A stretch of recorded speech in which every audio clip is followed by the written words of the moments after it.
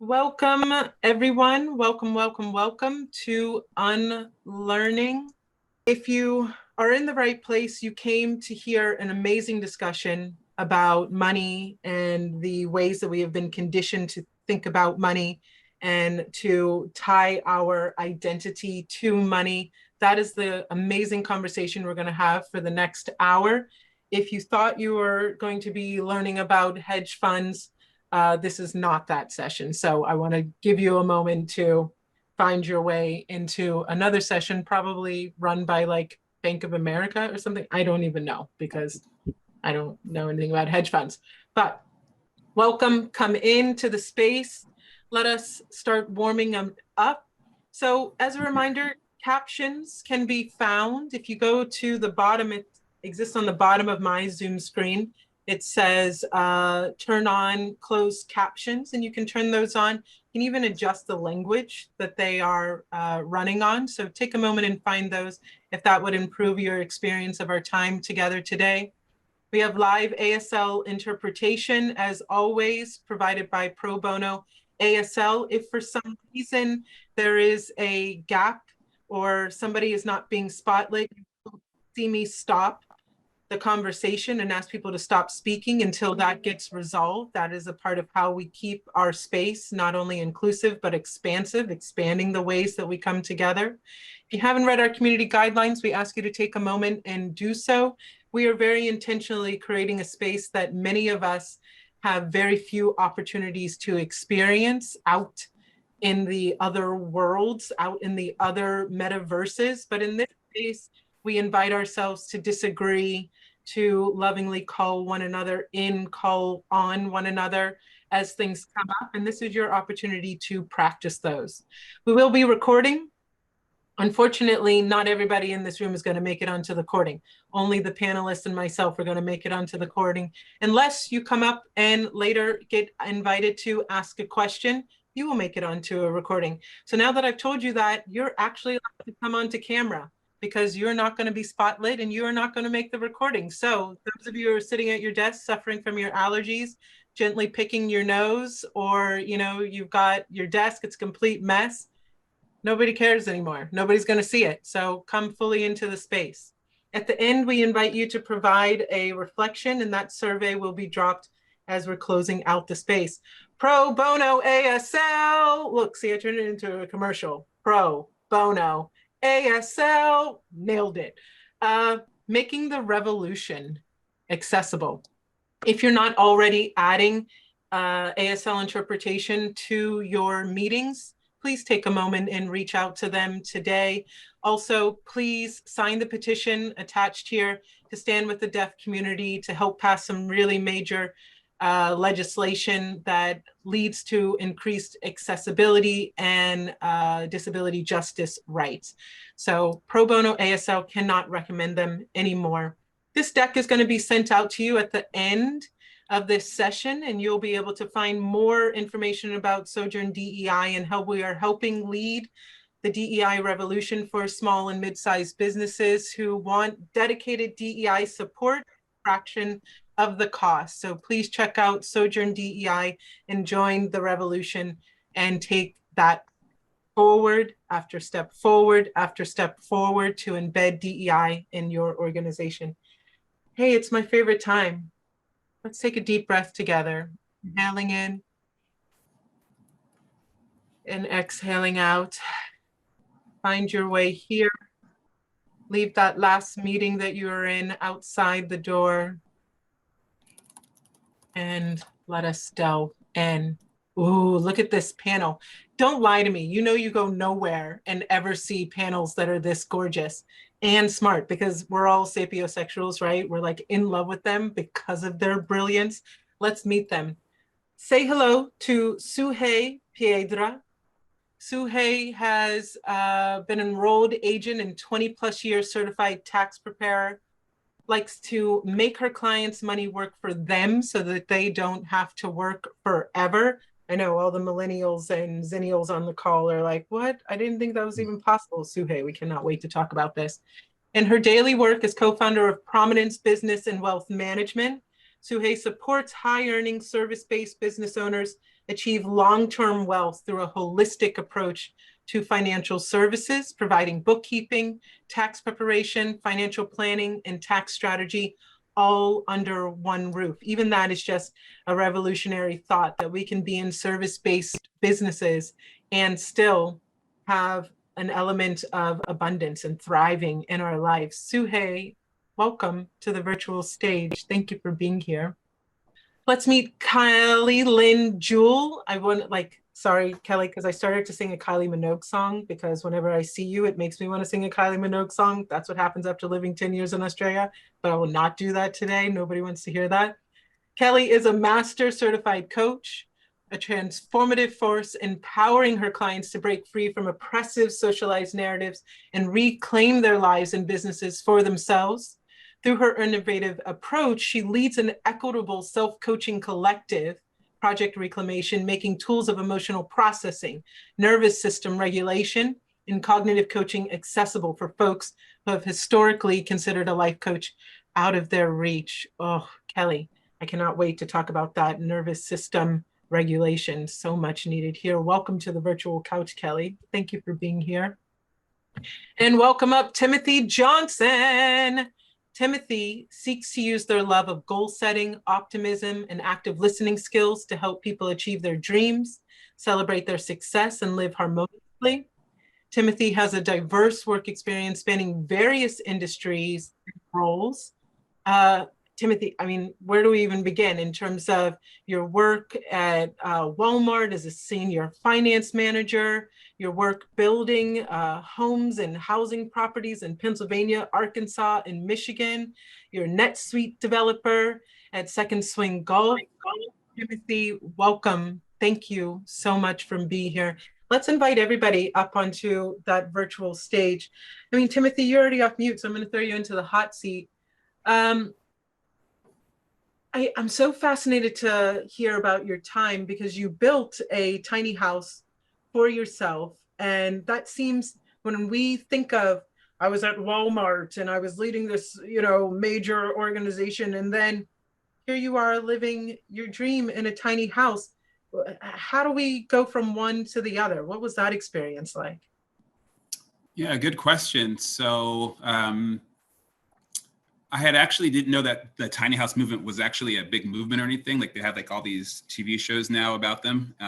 Instead, I just saw them online and I was like, oh, that's definitely my life. I want to live compactly and efficiently. And I think it's partly because I grew up in a reconverted garage in South Central Los Angeles. And so I think I have an affinity to really small spaces.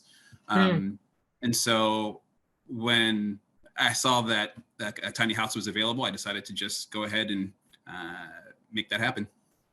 Wow. But correct me if I'm wrong, at that time, you were financially quite comfortable.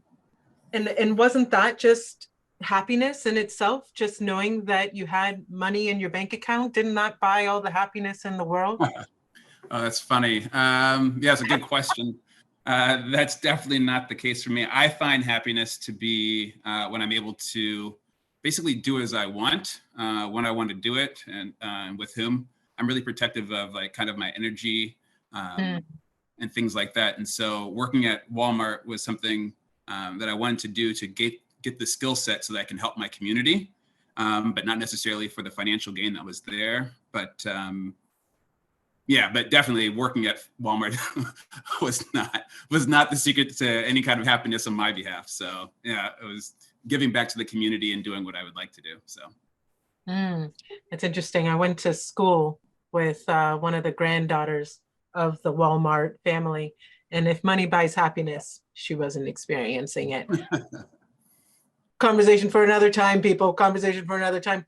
Suhei, before we really get into this today, I think it seems important that we take a moment to define happiness, because if money is meant to buy it, then what is that? What has it been in your own life? How do you define happiness?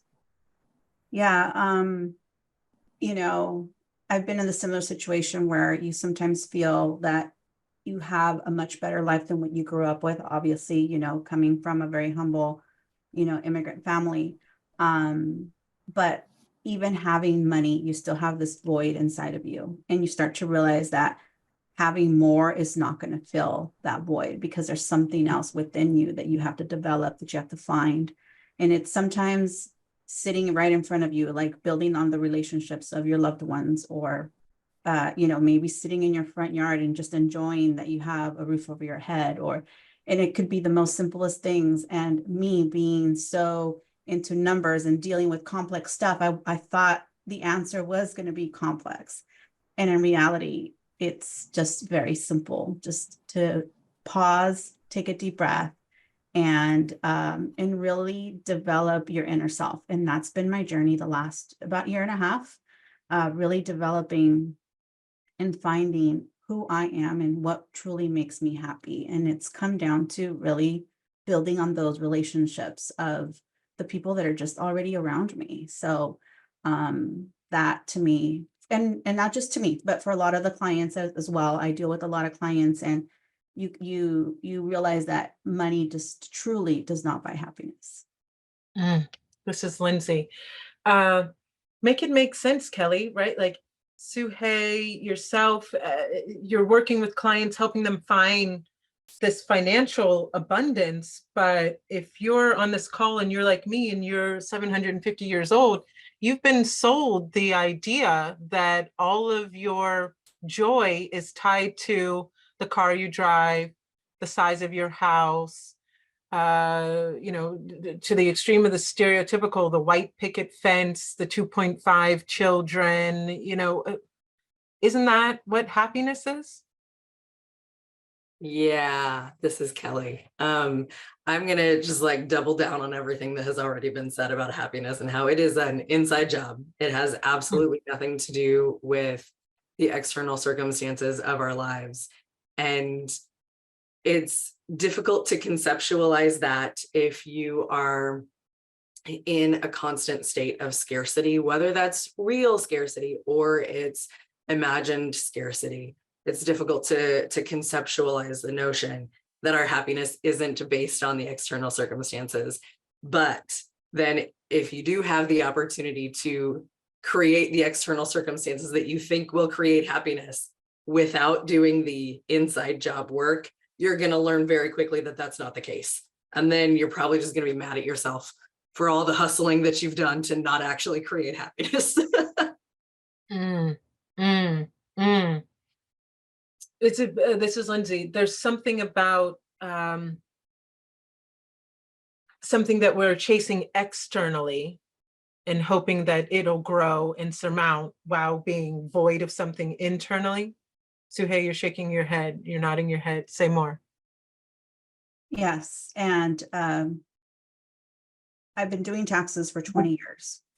So I've sat in front of people to help them with something we all have to do, right? We all have to do this for, if you're in the United States, we all have to do this to meet a deadline it's something that we have to do. And when you see the people in front of you and you look at the numbers, most of us don't know how much really money we make because we ignore that. We kind of hide from it. We don't know how much really Uncle Sam is taking from us. So we don't know what it's costing us because we have fear of money and our finances. And then we believe that that's our happiness. Or we've been led to believe, right, to some point that we identify based on the car we drive and the purse we drive and how much money we really make. But when you tie the two together, you realize that you're really not even identifying with those numbers because there's no real connection. And so we're chasing this happiness supposedly by making more money, but we don't even realize what we already have. And when you see people that really make a lot of money, in my opinion, right, you look at them and you're like, gosh, you're making so much money. If I had that kind of money, I would do this and I would do that. But it's not true because, again, we're looking externally and no one's really looking at the real thing, which is to look inside and look at the values that we have, or what's more money going to really buy us, right? And materialistic, speaking with the cars and the purses and the shoes and all that stuff. No, it's fake. It's what we're putting out because we think that's going to make us happy. But in reality, it's not. It's like Tim said, we want to be able to do what we want when we want with our time. And to me, I think the more that I've been in this journey, there's a commonality there. People want to be able to control their time, but we've built the society that is on a rat race, right? We're 9 to 5 or overtime or all this stuff because we're chasing this. And that's why I believe that there's so many of us that are unhappy with our jobs, the careers we have, where we're stuck. Yes, yes. This is Lindsey.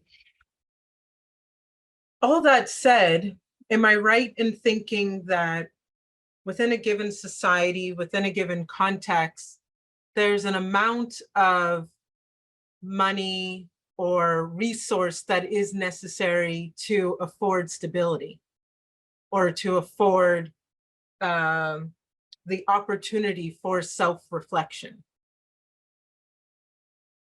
Timothy, what are those eyes meaning?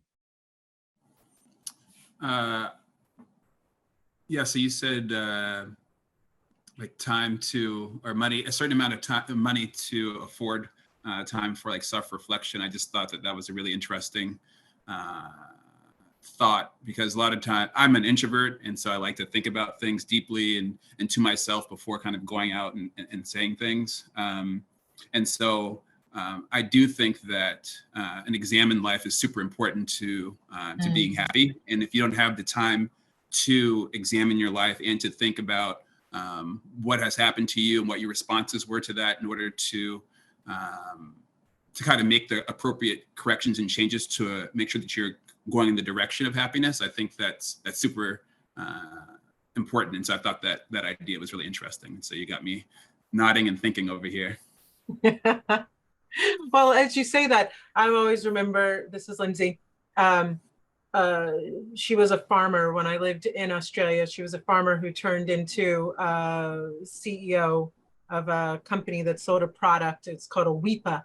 And she once said to me when I was starting my first business there, she said, money can't buy happiness, but in a certain amount certainly helps. And I think there's something about, let us question the parts of us that want to lean towards either a neoliberalism or a neoconservatism, which I'm pretty sure if you read the treatises by both, you won't be able to find much difference. And I'm going to get up on my soapbox. They're basically all saying things that Bell Hooks said 20 years ago. I digress. But that there's a complete rejection of a system that we are all currently involved in, right? And to say, well, I, with my certain amount of wealth and abundance, am going to completely reject capitalism, and I'm going to reject any of the systems tied to money, while the vast majority of people are still hungry, are still living paycheck to paycheck. That's not what we're saying, is it? Kelly, thought on that? I have many thoughts. This is Kelly. I have many thoughts on capitalism. All of them. But one of the things that I find fascinating is that, as a coach, there's a lot of mindset work that I do with my clients, and there is a conversation about money mindset that takes place outside of capitalism. And it pretends that capitalism isn't a system that exists and doesn't matter, and that there aren't different places where people start. Right. So we are all given the same opportunities, and which is not factual. And then if we talk about capitalism, then it's all, the system is bad no matter what, and I don't have any autonomy within it. And neither of those actually create a state of self-sufficiency. Neither of those actually create any sort of ability to take control of where you are and have some sort of autonomy over your life. It's all either one extreme or the other. And I think we have to take both into account. We have to look at what is the actual baseline that I need in order to have that stability that you're talking about within the system that I can't opt out of. Like, no matter what, even if I go live off grid, I got to buy the land. Like, we can't opt out of capitalism. It's where we are. So what do I need at a baseline level for that stability? And what do I want? How do I want to feel about the life that I'm creating? And when we can take both into account, then we actually are able to develop some autonomy over our lives instead of living by way of either rah or I don't know what sound to make for money mindset only, you know? So Cha-ching. yeah, sure. Well, I'd love to hear from each of you, you know, because we get the question a lot, and Kelly, maybe you can kick us off adding on to what you were saying. In what ways might we slowly detach from a system that has amassed wealth for the few and sold a very lovely idea called the American Dream? We did an episode on that a few months ago with Joel Ferris, and invite everybody to watch that. How might we begin to divest from that in a way that doesn't feel as though we're being extracted, as though our being financially sound is not in some way extracting or stripping that away from another? How have you managed to do that in your life? So this is Kelly again. I think it comes down, for me personally, it comes down to the equation of time with money. And when both systems are made up, right? But like when we look at time and money as being the same thing, and I think personally, the English language sort of does us a disservice because we talk about worth and we talk about value and we talk about spending both time and money in the same way. So it's really easy to equate the two. But when we look at time and money in the same way, then we often come at it from a place of scarcity and the abundance only for the few, you know, which, I mean, we can talk about the 1% and we can talk about what it means to win capitalism. And is that going to the moon now? What? But when we can disentangle time and money and look at them as separate things, then that's a really good place to be able to start in asking the questions to be able to dismantle the internalization of the hustle culture and grind culture that capitalism has kind of handed us. Yeah, this is Lindsey. Can we all conspire to say that those people that are competing to get to the moon, that we don't let them back? Just quietly. Can there be a no return ticket? I'm just like, you win, now stay there. Different conversation. Suhei, how about for you? Same question, not about the moon, but about this. How have you, or feel free to talk about that. How have you found this balance between participating in a system that has caused harm while trying to decrease the harm that you contribute within that system? And how do you help your clients do that? So, you know, similar to what Kelly said, it's just, you know, being able to separate that identity that we have with, you know, with money. But also embracing money. We all need money. It's a tool, right? And so we all need it. We understand that. But at the same time, having more is necessarily not going to make you happy. Having more will enhance your inner self. So if you are, you know, already, you know, a happy person, having money may make you be even a happier person because now maybe you have more to give back or whatever makes you happy, right? And that's one thing that I started to realize within myself was I'm growing a business and it was getting, you know, we grew it to a point that it was unmanageable to a certain sense. My health was at risk. And so, and that's when I started to question, when is enough going to be enough, you know?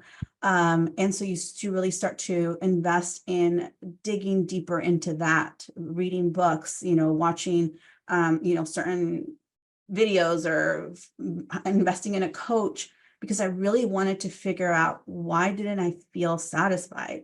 Even though I was doing what last year I set out to do, you know, when I set your goals and you want to do certain things, but yet it still wasn't enough. And so that question started to come up, when is enough going to be enough? And sometimes, unfortunately, life will slap us in the face. I was sorry about that. I was having a very successful journey with my business, thinking that's what I wanted. Obviously, that's what the idea. I graduated from school and I'm like, I'm going to make this business and I'm going to, do this amazing thing. And all the time, at what cost? At the cost of not being there for dinners. I wasn't there for my family. I was providing, and I thought that that's what would make everybody happy. But all they wanted was time. And I was over here trying to build a business. It took me until 2021 working on myself and filing for divorce, and ugly divorce, because again, the thing was I was not there. And so, but again, it didn't matter. I'm building a business and you just don't understand, right? And at the end of it all, 2 weeks after the divorce, he passes away. So a huge slap in the face. Life just says enough, right? You're not learning your lesson here. And so when that happens, money doesn't matter. Your business doesn't matter. Like nothing matters. You're just like, I need more time. And there is no more time, And so that has really changed how I look at business, how I talk to my clients. I educate them about their numbers. I show them that if they're not happy now with what they make, they will not be happy later with them making more. So it's educating them, but helping them understand their numbers and understand themselves a little bit, or pointing them towards the direction of coaches, of literature, reading books, because I feel that that's the only way that we start to slowly discover things, and we start to go into this, rabbit hole that leads us to really try to find ourselves. Because I think that's where we just have lost the true meaning of what makes us happy internally. And just pointing them in the right direction, and I feel good. And I get to see them year after year with the excuses of taxes. But then we kind of have a really good conversation about where they're going, their journey. And to me, that helps. If I can help one individual, then that makes me happy now that my story can help somebody else. Yes, yes, yes. This is Lindsey. So much that I want to add, the same, and yet so many shared experiences there. I'm like, pour out the wine. Let's unpack our divorces, Suhe. Yeah, but Tim, I want to hear from you. How have you been managing that duality? Yep, this is Tim. Had to put myself off of mute so you can hear me. No, I thank you so much for asking the question. And Suhe, a lot of everything you were saying was spot on. It hit on everything that kind of came to mind in terms of knowing what is going to be enough to make you happy, like being able to identify that from the coaches and reading the books as well. I'm totally on board with that. I was going to say that for me personally, in order to achieve that balance, it's definitely been knowing what is going to be enough for me personally. And then once you know what that is, then you can say, I'm only going to work up to that point in time, and therefore I have sufficient enough of resources that I need. And then after that, you'll have, I think, like if you're going to use like financial terms, like you have a surplus, you have profit, which you can use then to invest or to spread however you want. So that profit can be in terms of either money. So if you're making enough money that you have all your needs met, then all of a sudden you have money that you can give away. And so you can give it to people who aren't doing as well, or give it to people whose missions that you support. So that's one way you can do it. If you don't have money, you'll have time. And all of a sudden, like time is money. A lot of people have ideas, but they don't have like the resources to hire people. And so you'll have time to give to other people. And those are two of the things that I try to be really generous with, is like time and money. Let's see. I think, so Suhe was saying that like reading books is super important. I would just wanted to throw out there was this one book that I found really helpful that my sister actually started reading when we were on this vacation together at a dance event, and she all she wanted to do when she started reading this book was stay inside and read like this book the whole time. Like, what are you doing? And then so it took me a couple of years to finally she finally convinced me to read the book. And that book is called Success Principles by Jack Canfield. And what I really like about that book, or what I tell other people about that book, it's like, it's as if adulting came with an instruction manual. It's like, where was the instruction manual for adulting? It's like, it's in this book. It's all right here. And so I definitely say to read it with like a little bit of a grain of salt, you know, because he's the guy who made the Chicken Soup for the Soul books. And so he's very sick. At first, that was the first thing I asked, like, who is this guy? What does he know about success? He's like, oh, I didn't read those books, but I knew the name. So I knew he had definitely achieved a certain level of success. And no, but that book, I would say, read it with a grain of salt to know that, you know, he's going to be pushing a little bit of his stuff. But in terms of all the principles and the ideas about what it takes to be successful, there's a lot, and it's kind of like an art. And but that's a great place to start. Wow. This is Lindsey.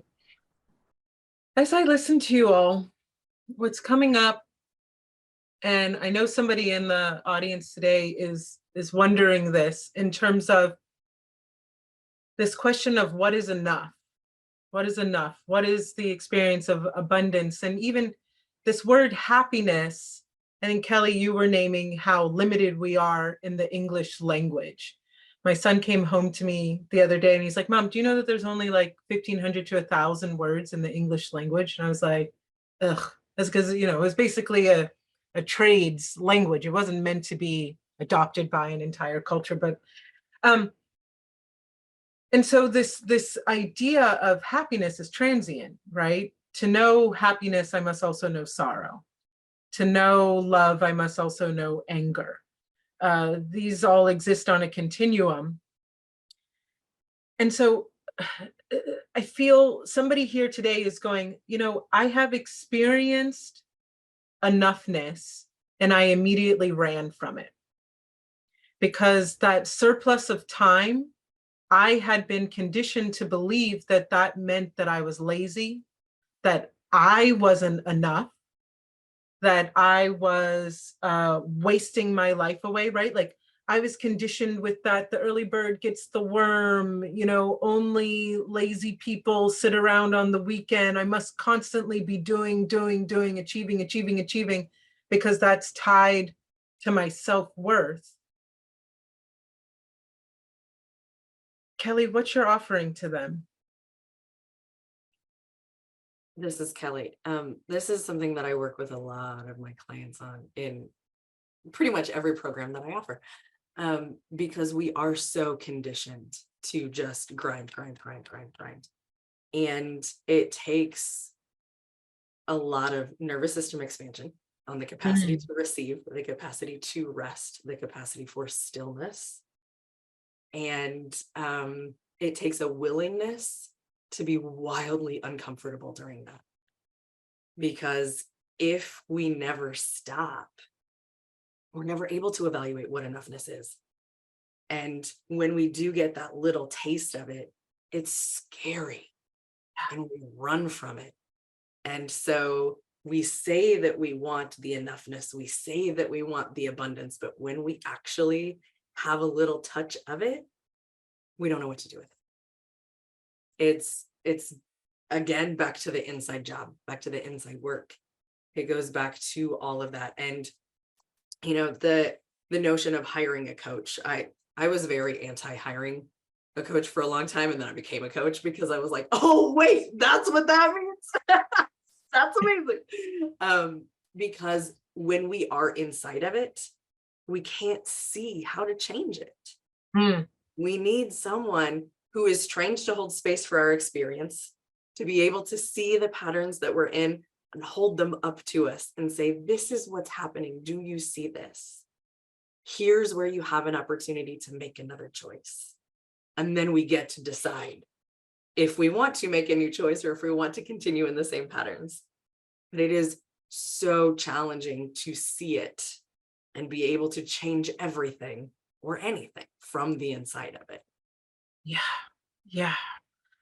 This is Lindsey, kind of naming some of the stories you were sharing. Suhei, I even remember she wasn't necessarily a coach, but she was my legal practitioner when I was going through my divorce. And I just felt like I was the worst person, right? I had failed on every level in terms of what we expect from a successful woman, a successful mother.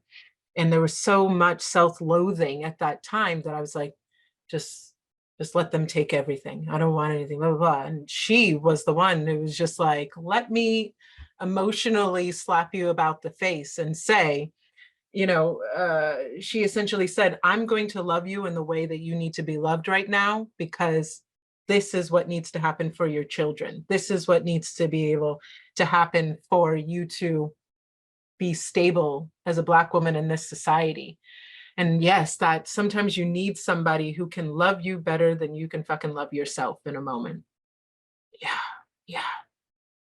Suhei, how about for you? What do you say to that person that's like, no, no, no, no, no, no, no, I'll sleep when I'm dead, which we can all agree is not actually sleep. Those are two very different definitions, death and sleep. Yeah. Right. So this is Suhei. One book that helped me change a perspective going through this journey was We Should All Be Millionaires by Rachel Rodgers. Mm-hmm. So in the journey of money and all of this, we have to really find what our true value is, which in turn will help you, whether you work for someone, asking for that raise, whether you work for yourself, really building what your value is. But a lot of the times we don't see that value in ourselves, and we're out there trying to compete with everybody next door or bill what everyone else is billing or doing what everyone else is doing. And it's like really pausing and saying, what is my true value? What do I bring to the table?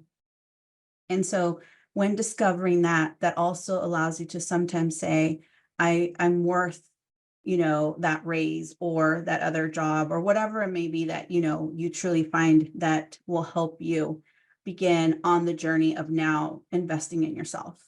And so in reading that book, I became, and I asked my kids for grace. I said, I'm a new type of a mom. I'm an entrepreneur, but I am your mom, and I can't be the mom, or I'm not the mom that I had, right? Which she would be at home cooking dinner and just waiting for us to come home. That was her excitement, for us to come home because she cooked for us, and I'm like, I'm at work, I'm building something for us to have, but I'm not going to be home making dinner, but I am going to help. I'm going to find the means to hire someone to help us make dinner, or, make food and then we pick it up or whatever, so it was finding a new way. And so it reintroducing this new model of a mom was a whole other experience. And so, but again, it was pausing, having the time to really pause and finding out what is that new version going to be like? What is enough for me? What is it that I'm looking for? And how am I going to introduce this new version of me to my kids? And I had this idea that I was always a bad mom, right? A bad wife or a house, maker. And because society leads us to believe that we have to be a certain way, but yet we're out chasing a dream. And so it's like so contradictory, right? We are superhumans, but at the same time, it takes a lot, right? So being able to identify those roles and asking the people around you who love you to just accept you for who you are, right? And so for me, sitting on the couch, I felt guilty. I couldn't just sit there and watch a movie. I would, be Googling stuff, researching stuff, because my brain is constantly working. So accept me for who I am. I love you. I'll sit here and watch a movie, but know that my mind is somewhere else, right? And then being able to control the mind when it's not necessary for you to be out researching stuff in your head, and being there and present for them and giving them their time and their space. Unfortunately, like I said, after the passing of my ex-husband, sitting on the couch watching a movie makes me feel guilty now sometimes. because that's all he wanted. And now if I sit there and watch TV, I'm like, damn it, that's all he wanted. And I couldn't give him that, you know? And so obviously there was other stuff that were going crazy in the marriage, but now spending time with myself, doing something like simple as that brings a little bit of guilt. So I have to work through all of that, you know? So most of the time I tell my clients is, look, we are all here for a limited amount of time. So we have to spend some time with ourselves, figuring out what's going to make us happy, what is our enough, and what version do we want others to accept, and just ask them to love you for who they are. And most of the time they will. It's us that have this crazy picture of what we should be like to satisfy everyone. And that's just our own story in our head, because people don't expect you to be, you know, everything. It's just what we've told ourselves. Yes. Yes. This is Lindsey. Yes. I always think most people are spending their time thinking about what they're going to eat next and when the last time they're not thinking about you. Yeah.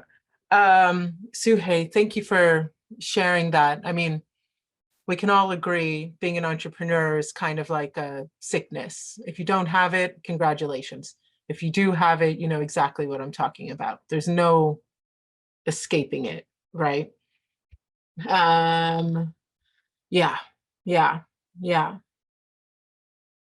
That's powerful in the sense that this exploration that you've all been talking about, it can lead you to what we might call our shadow self too, right?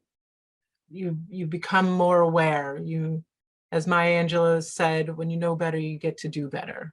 Yeah. Tim, in what Kelly and Suhei have been sharing, I'm wondering, and I don't want to put you on the spot, but I totally am right now. As a Black person moving through this world, there's something about everything we've been discussing, but the ways that I sometimes see in the Black community that we still feel that we have to play status, right? Like, it's not just about happiness. It's not just about self-worth internally. It's if I show up at the grocery store wearing a certain outfit, I will be treated differently. If I show up at the doctor's office as a Black woman wearing a certain outfit, I will be treated differently. Reminder that 1 in 7 women in this country, Black women, still die in childbirth. And this is considered an advanced country, right? Can we just wade through together how this conversation now takes an intersection when I am Black or brown, when I'm first generation immigrant, when I'm socialized female in this society, where it's like, money doesn't maybe buy happiness, but it certainly has bought me a level of safety.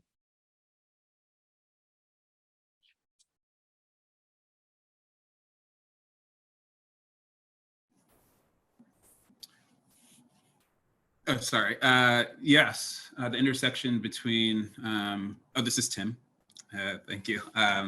So I guess the question is, where is the intersection between kind of like race, intersectionality between race and money is what we're talking about now? Yeah, yeah. Let's see, it's very interesting. I haven't really thought in that way before.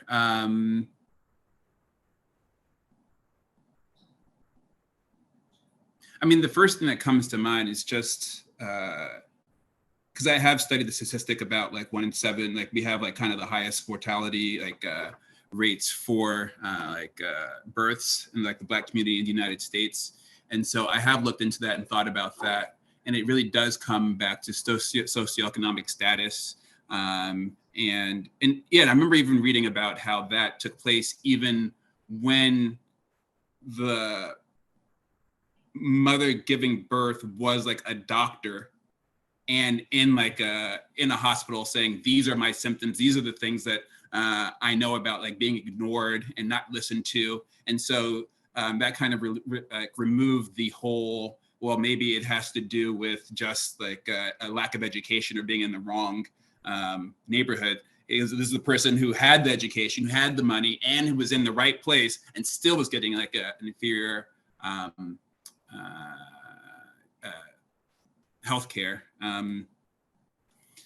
Yeah, I mean, I'm not sure what to say about that, except that it is alarming, and it seems like to a certain level that it seemed like we weren't even safe with the money and the education to escape that situation. So I wish there was like a better, a solution here that I could like offer or say like, well, this is what money will do. We'll get you that, but that's not even true. So I guess the only thing I could say about that is to sort of maybe just be more aware and cognizant, and encourage people to address their biases and internal and racism if they don't know. I feel like this community is very aware of these things, but there are also people who aren't in our communities, who aren't aware of these things, and somehow forming relationships with them so that way they can feel safe in acknowledging that they might have racism or some sort of oppression that they do on a daily basis without being conscious of it. I think that's one of the things I try to do. We're kind of taking a really big turn here, but one of the things I try to do with my friendships, I have like friends across the spectrum, all over Facebook, and from different communities that I've lived in.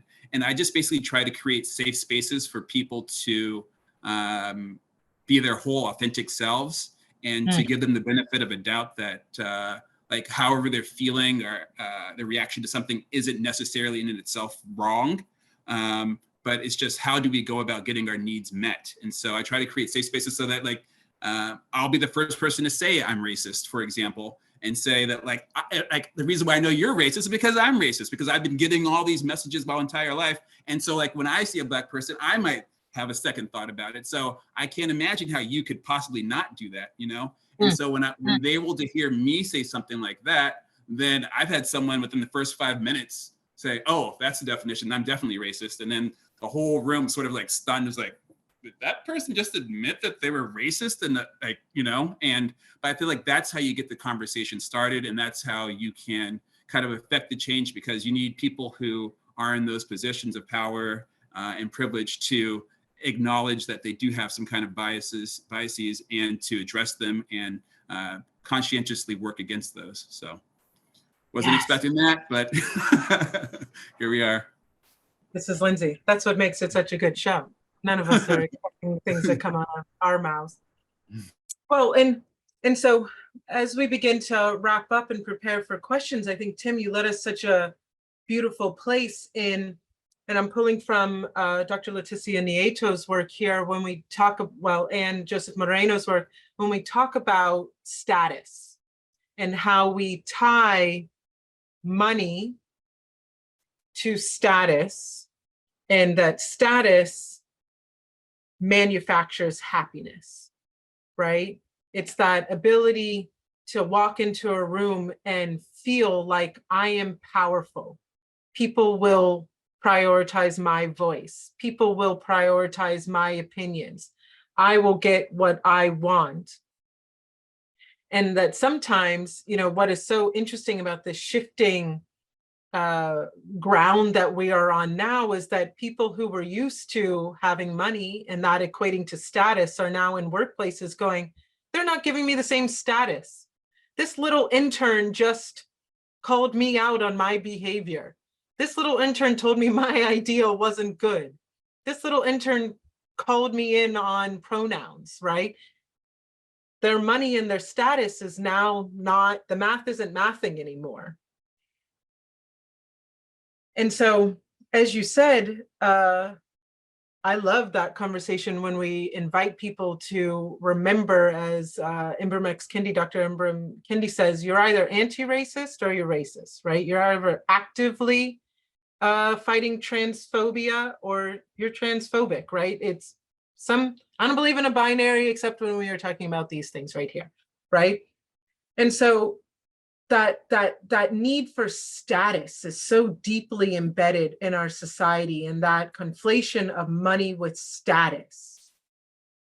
As we close out this space, what is your offering? What is your vision for a world that we move forward where your empowerment, your identity, your voice being heard or seen or valued is not tied to how you buy status?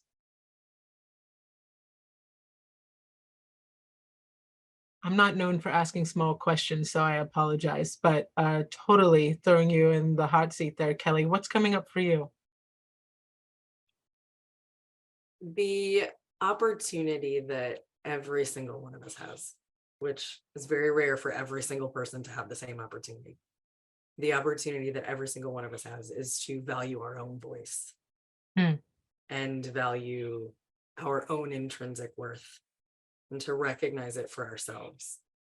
And when we can do that, and we can foster a relationship with ourselves that's based in compassion rather than fear, love rather than any kind of shame or judgment that we place upon ourselves, that allows us the space for compassion for others. And I mean, if there was anything that I could do to, if there was anything that I could replace status with, I think it would be compassion. Yeah. I think that would be my answer to save the world, I guess. Yes. Suddenly we all say, save the world, make it a better place. A little off. Yeah. Tim, what's coming up for you? Yeah, so I guess I just want to make sure, this is Tim. Thank you. I'm learning the protocol here. So the question is how to disentangle kind of like happiness from status. Is that? Yeah. Yeah. I'm trying to think. For me personally, I grew up in South Central Los Angeles, and I had the good fortune of a mom who really valued education and prioritized that. And so I attended some pretty like wealthy kind of, I don't know, elite schools like in LA.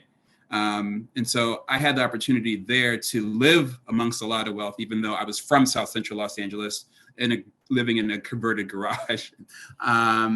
And so I just remember walking around like Santa Monica and like really like high class neighborhoods and not feeling comfortable in my skin and not feeling like I belonged there.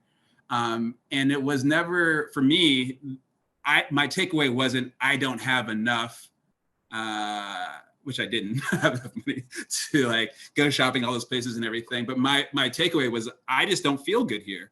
And so I don't want to be here. And so I think that if maybe we could, I would ask us to consider honoring our feelings and saying what makes us feel good and where do we feel good and what places do we feel good, and make sure that we're in those spaces.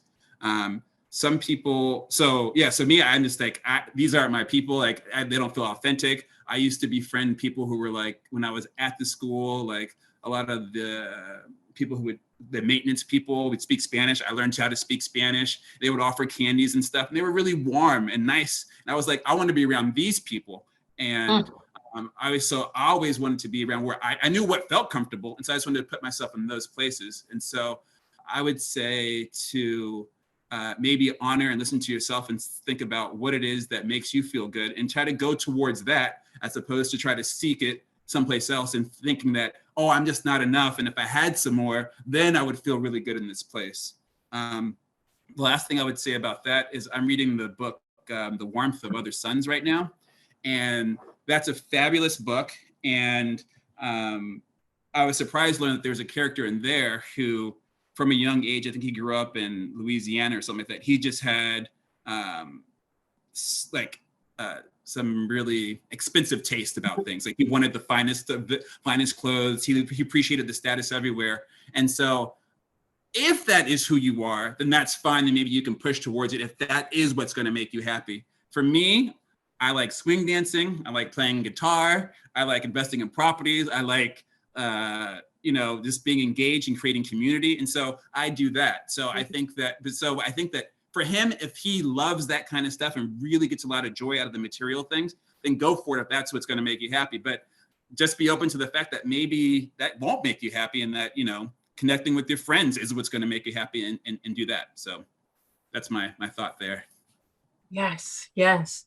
This is Lindsey. Tim, as you're saying that, it's making me think of, there's a reason all of our American movies are about some wealthy, rich white man who goes to some ghetto and finally starts learning step dance or drumming and is suddenly so happy, right? We love to tell that story because we can all feel it. We know that status is not what we're actually seeking. It's community. Suhey, wrap us up here. What's coming up for you? Just the common trend, like I said, I see a lot of clients on a daily basis, and the car you drive, the clothes you wear, even though when you walk through the door, you look rich and wealthy, the numbers don't reflect that. 99% of the time, that's just not true. Again, we're trying to fill a void. We're trying to fill that status. It's within us that we have to find that we're enough, whether we wear high-end shoes or not, right? And the true wealthy clients that have, when I say wealth, is when money's working for you and not you working for money, right? When money's coming to you through different avenues, when you have multiple sources of revenue coming to you, and they walk in plain jeans and a t-shirt, basic car, and you're just like, this person is wealthy, and they're like, you would never be able to identify them in a group of people, right? And it's because I think our society has, through social media, through everything, has led us to believe that those that are flaunting out there are in a better financial situation than we are. And now we're chasing that, and we're trying to get ourselves in debt. Pause just one moment. And like I was saying, so sometimes we go and get ourselves in debt with a car we can't afford, items we can't afford, the bigger house that we can't afford. Or that makes us have to get stuck in that 9-to-5 rat race, working for somebody else who were totally miserable. And so all of a sudden, even though, yes, your Instagram shots look great, all of that debt that's under us is just making us feel even worse, right? Because now we have the pressure of debt, and we're already unhappy, whether you want to admit it or believe it or not, inside.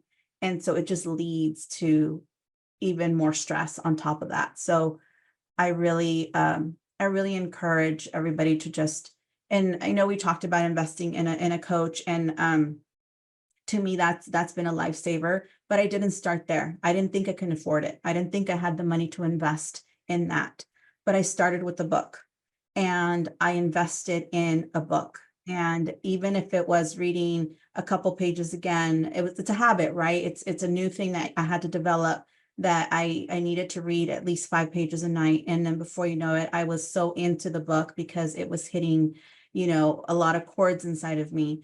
And so then I realized that if I have money to spend on, going out to eat every night, or, having a nice car or whatever that I don't necessarily need, I can cut back on that and make the investment on finding somebody that can walk alongside me. And that's what it's been for me. And it's been the best thing for my happiness, for my health, for my spiritual, all around. Even the business is doing amazing, but it wouldn't be if I wasn't. So I had to focus on myself. And so with that, I just encourage everyone to take the time and the investment to just work on finding what truly is enough and what true love and value is for you yourself, because that's all that matters. Oof. Oof. This is Lindsey. I'm afraid to say anything after you just said that because it was perfect. Let's open it up. We have time for a couple of questions.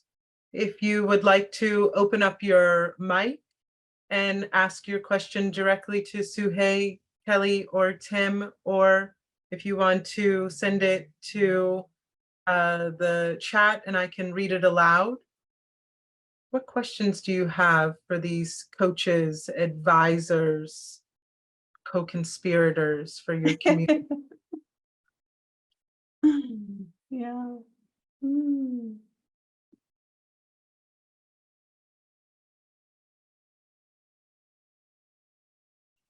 Okay, I have a question here. It says, what if it's too late to start?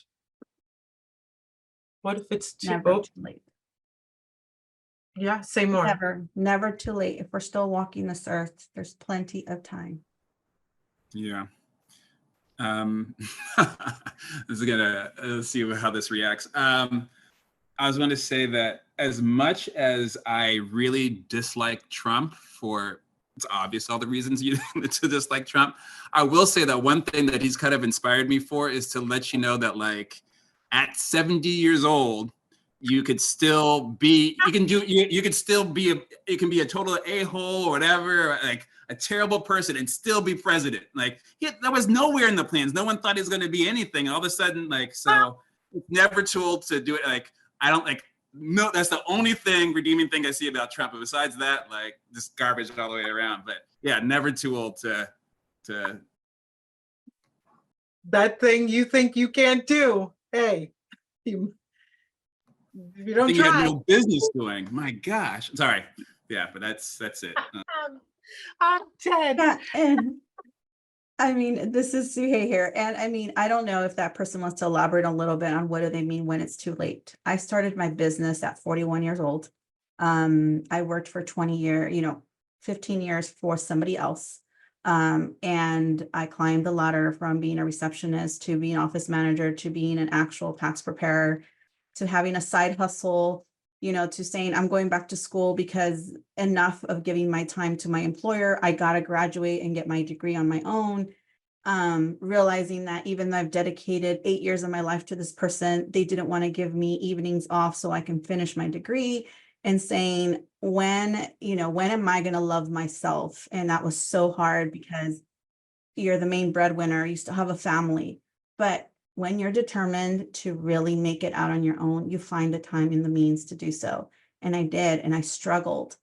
But when I opened the door to my office and know that I control my time and I work with the people I want to work with and I help the people that need my help, there's nothing more fulfilling. I come to work every day, but it's not work.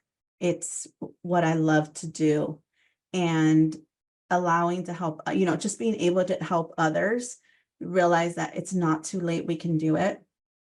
Yes, I tell myself every day, I wish I'd done this sooner, but it's okay. I wouldn't be where I am at today with the background that I have today had I not gone through those years and those journeys. So I'm grateful, and I don't think it ever is too late. So Yeah. This is Lindsey. Kelly, what about for the person who is sitting on millions of dollars here and has spent their life with, money as their God and Savior, and now is wanting to pivot to a more kind of holistic relationship with it? What's your advice for them? I would say to start by asking the question of what they want their new focus to be. I mean, if money has been their primary focus, okay. You're very good at making something a primary focus and going for it. So shift to a new thing. Shift to a new thing. What do you want that new thing to be? And there could be a whole overhaul, and it doesn't have to be always just one thing, but that'll create a little bit of a change to shift direction there. That's where I would say to start. Well, this is Lindsey. I love that, because I hear you. The offering is you could spend your time on shame, or you could spend your time on this new vision. Yeah. Wow. This is Lindsey. Also, I feel like Suhei and I have been living a parallel life and just didn't know about it, because also I would just to this person say that, right at 2020, I was coming out of my divorce, had been mostly primarily a stay-at-home mom, had literally no savings, lost my job. I was furloughed because of COVID. And as part of our divorce agreement, had 2 years to try to refinance this home that you have now seen me in 2 locations, if you're a regular Unlearning viewer, in my own name so that I could raise my kids in the home that I had built. And LTHJ Global was still kind of in its fledgling. Some of you are on the call. Amy was a part of that. Tiffany was my neighbor at the time. And it really felt like I had nothing. And also at that time, I was very disenfranchised from my family because I was getting help with the idea that everything was my fault, this divorce. And so that shift, Kelly, that shift, what do I want? I want a life where I can be fully expressed, was what I wanted. I wanted a life where the sickness of being an entrepreneur wasn't going anywhere. The sickness of being an artist, it wasn't going anywhere. It was either breathe or not breathe, is what it often feels like to be an entrepreneur or an artist. And I chose breath, and I chose life, and I chose being the best mother to my small humans who are now 11 and 9, because I think an expressed woman in a parent is the best version of parenting. And so, you know, for all of you who have been on this journey with us, I know what it feels like to feel like you're starting at nothing. But let this be, like so many of the people you have heard today, this is my story. This is my song. For all those that grew up in a Black church, that's always the song they start whenever they're going to give the testimonies. Sorry for all those who didn't. Let this be our testimony. Thank you for joining us today. Thank you for being here. Thank you for being in community. Suhey, Kelly, Tim, Selena at Pro Bono ASL. Thank you to our show's producer, Joy and Amy, and Elizabeth also on the call. We look forward to seeing you next month. Be gentle to yourself. Bye.